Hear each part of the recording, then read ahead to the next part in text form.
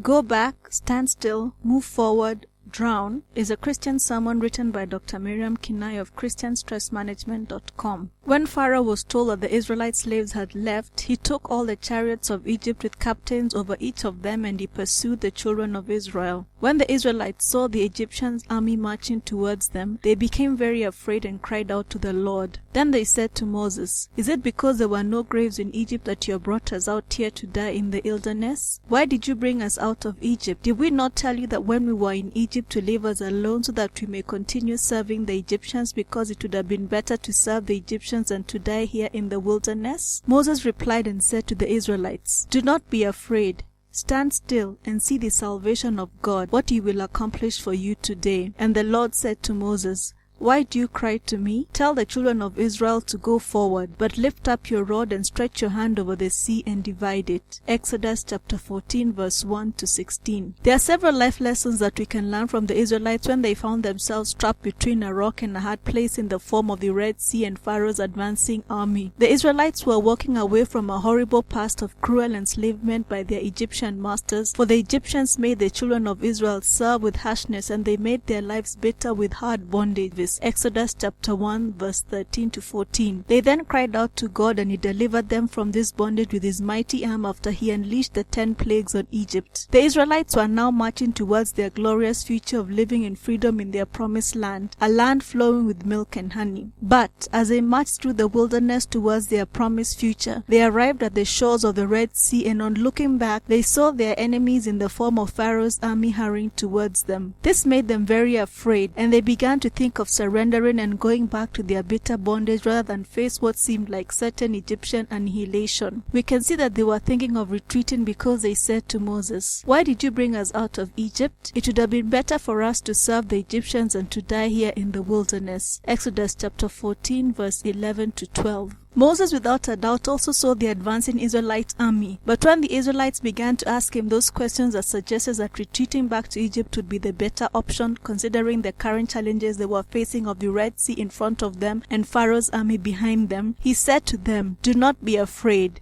Stand still."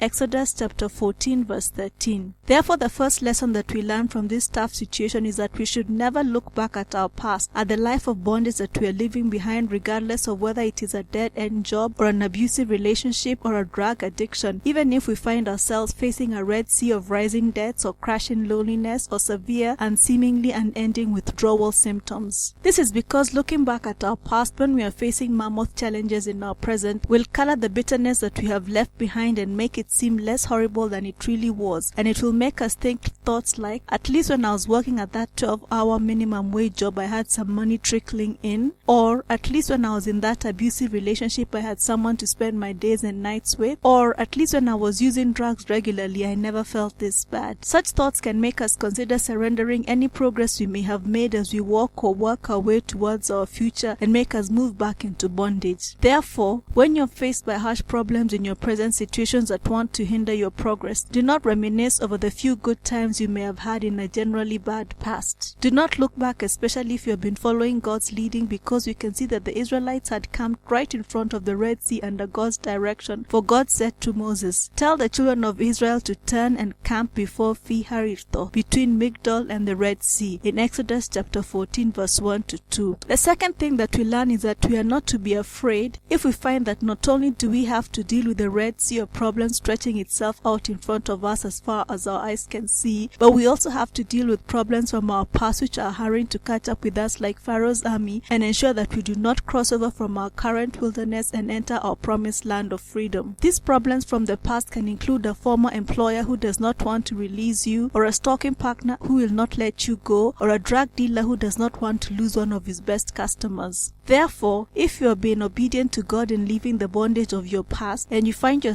progress hindered by a mighty Red Sea of problems and Pharaoh's army of problems is still chasing you, heed Moses and do not be afraid, stand still. Fight the fear of Pharaoh's army by having faith that God will see you through all your problems. We can see that Moses tried to build up the Israelites' faith in God's ability to save them by telling them, "The Lord will fight for you and you shall hold your peace." Exodus chapter 14 verse 14. Therefore, overcome the fear of fighting with Pharaoh's army from your past that is chasing you, regardless of whether it is a politically connected employer or a powerful spouse or a ruthless drug dealer, by believing that God will fight for you. Simply believe that the Lord will fight for you. Exodus